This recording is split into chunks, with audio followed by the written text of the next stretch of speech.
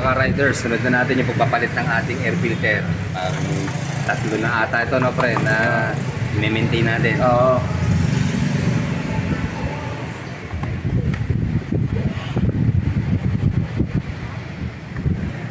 Ba?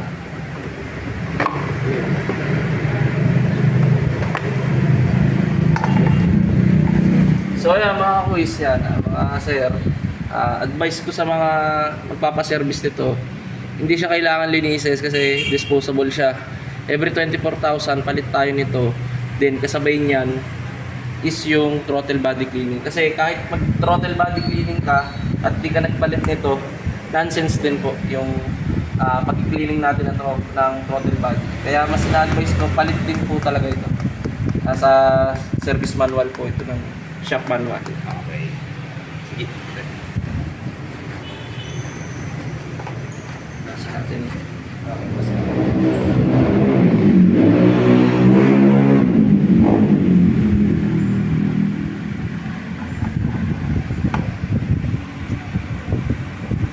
Ano pa pa-service kayo?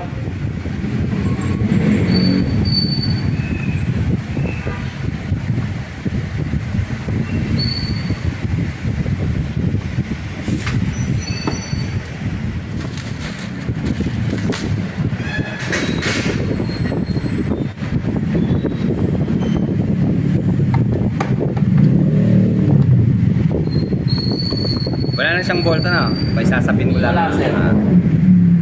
Sinasapin lang po sir. Diretso na yan.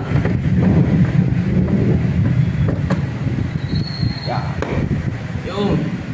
Ayos mga riders, nakatapos na tayo ng apat na part. Una nga po, yung sa fuel filter, and then throttle body cleaning, CVT cleaning, and then nagpalit nga po tayo ng air filter, and then ito ang last na ating gagawin. Magpapalit ulit tayo ng brake pad dito sa front brake ng Aerox natin. Ito po daw talaga ang sakit ng preno ng Aerox. Mabilis makapudpod ang kanyang mga brake pad. Kaya siguro susunod, papa-upgrade na tayo ng preno. Gagawin na rin nating disc yung ating rear brake. Then siguro dito palit na rin ng caliper at saka ng disc, saka yung ating mga brake lever. Isang set na talaga. Kaya lang, siguro ano na, sa Christmas na.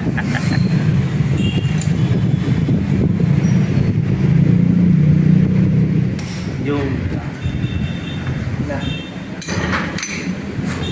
palitan mo na to sir. Alin? Ang MIUI. Pwede Ay. yun, yung bolt ng MIUI. Sige, sige. Para mas mabilis siya kasi ito, takaw bilog to eh. Pero hindi mo nabibilog eh, mahusay eh. Mahusay ka pa rin. Hindi nabibilog eh. Ba't ko papalitan? Pag nabilog na.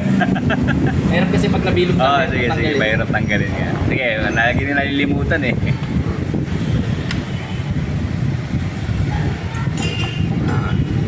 Check nga natin kung talagang put-put na.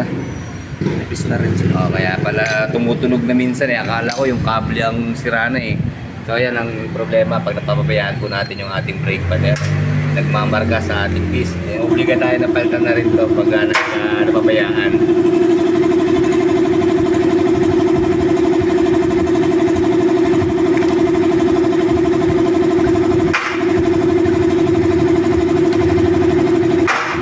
Ayan, bakal na nga. Ayan, put na. Bakal sa bakal na oh.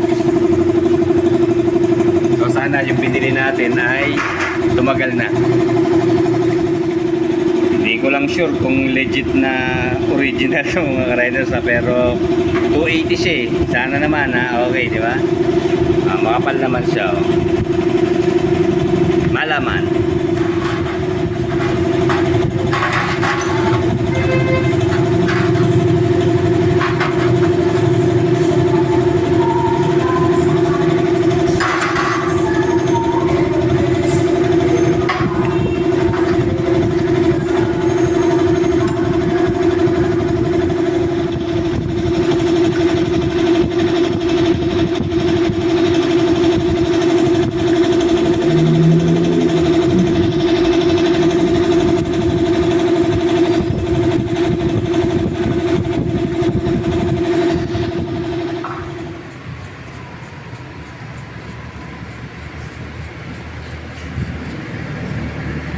linis natin yung mismong piston.